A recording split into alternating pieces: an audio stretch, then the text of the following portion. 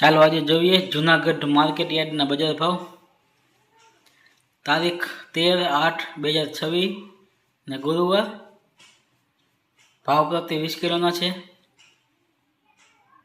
ઘઉં લોકવન નીચો ભાવ 480 રૂપિયા, ઊંચો ભાવ 535 રૂપિયા। ઘઉં ટુકડા નીચો ભાવ 510 રૂપિયા, ઊંચો ભાવ 542 રૂપિયા। बाजरो नीचो भाव 400 रुपया, ऊंचो भाव 400 रुपया। चना नीचो भाव 1100 रुपया, ऊंचो भाव 1237 रुपया। सफेद चना नीचो भाव 1100 रुपया, ऊंचो भाव 1296 रुपया। अड़द नीचो भाव 1200 रुपया, ऊंचो भाव 1800 रुपया। तुवेर नीचो भाव 1300 रुपया, ऊंचो भाव 1585 रुपया। तुवेर जापान नीचो भाव 1500 रुपया, ऊंचो भाव 1690 रुपया।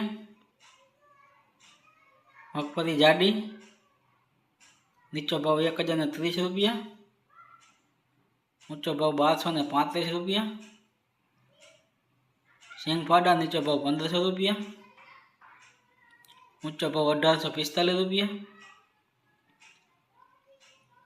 तल नीचो भाव 2300 रुपया, ऊंचो भाव 2552 रुपया। तल कारा नीचो भाव 2500 रुपया, ऊंचो भाव 3520 रुपया। जीरो नीचो भाव 3000 रुपया,